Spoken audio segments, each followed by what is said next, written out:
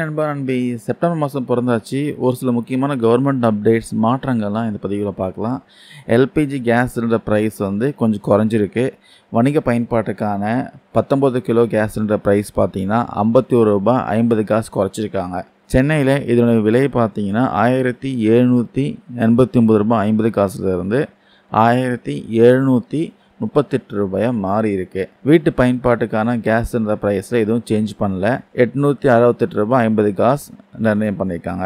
Hotel bakery தொழிலாளர்களுக்கு ஒரு நிவாரணம் கிடைச்சிருக்கு. ரெண்டாவது விஷயம், சென்னையில் டீ காஃபி ப்ரைஸ்லாம் வந்து இன்க்ரீஸ் பண்ணியிருக்காங்க. இன்னிலிருந்து அமலுக்கு வந்திருக்கு.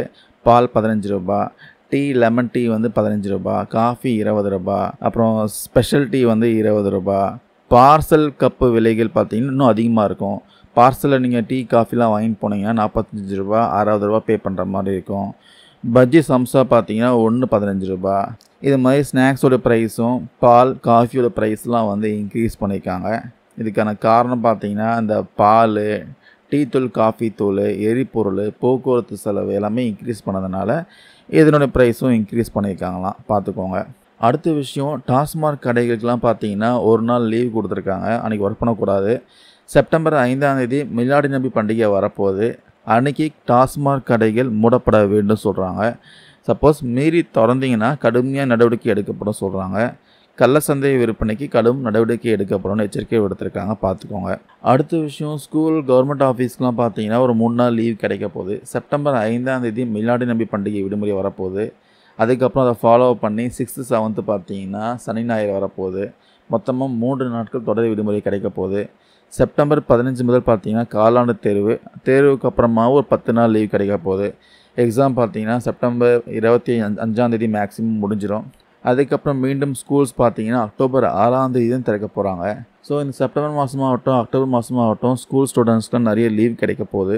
அடுத்த விஷயம், டாஸ்மாகில் காலி பாட்டில் திரும்ப பெறும் திட்டம் வந்து இன்னிலேருந்து அமலுக்கு வந்திருக்கு. ஒவ்வொரு பாட்டிலுக்கும் அடிஷ்னலாக ₹10 வசூல் பண்ணுவாங்க. இந்த பாட்டிலை நீங்கள் காலி பண்ணிவிட்டு திருப்பி கொடுத்தீங்கன்னா ₹10 திருப்பி கொடுத்துருவாங்க. இது வந்து சுற்றுச்சூழல் பாதுகாப்புக்காக இந்த திட்டம் வந்து கொண்டு வந்திருக்காங்க. ஏன்னா பாட்டில் பார்த்தீங்கன்னா அங்கங்கே வீசிட்டு போயிடுறாங்க குடிச்சிட்டு. இதை தடுப்பதற்காக தான் காலி பாட்டில் திரும்ப பெறும் திட்டம் கொண்டு வந்திருக்காங்க. அடுத்த விஷயம், அஞ்சல் சேவையில் நிறைய மாற்றங்கள் பண்ணியிருக்காங்க. செப்டம்பர் 1 இன்னிலிருந்து அமலுக்கு வந்திருக்கு. அஞ்சல் சேவையில் இந்த பதிவு அஞ்சல் ஆகட்டும், அது ரிஜிஸ்டர் போஸ்ட் ஆகட்டும், அப்புறம் ஸ்பீட் போஸ்ட் ஆகட்டும், இது வந்து ஒரே சேவையை கொண்டு வந்திருக்காங்க. இனி தனியாக பார்த்தீங்கன்னா ரிஜிஸ்டர் போஸ்ட் கிடையாது. நீங்கள் பே பண்ணிங்கன்னா ஸ்பீட் போஸ்ட், ரிஜிஸ்டர் போஸ்ட் ரெண்டுமே பார்த்தீங்கன்னா இந்த ஸ்பீட் போஸ்ட்டில் வந்துருச்சு. அதுக்கப்புறம் சேவை கட்டணங்கள், டெலிவரி முறையும் மாற்றியிருக்காங்க. இது அஞ்சல் துறையில் இன்னிலிருந்து அமலுக்கு வந்திருக்கு. அதுக்கப்புறம் சுங்கச்சாவடியில் கட்டண உயர்வு வந்து இன்க்ரீஸ் பண்ணியிருக்காங்க.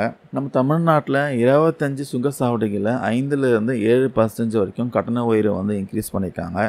ஏப்ரல் மாதத்தில் ஒரு 40 சுங்கச்சாவடிகளில் பண்ணாங்க ஏற்கனவே. அதுக்கப்புறம் இப்போது 25 சுங்கச்சாவடிகள் பண்ணியிருக்காங்க. தமிழ்நாட்டில் பார்த்தீங்கன்னா ஒரு 65 சுங்கச்சாவடிகள் இருக்குது. அதில் பார்த்தீங்கன்னா 2 காலகட்டமாக வந்து வகைப்படுத்தியிருக்காங்க.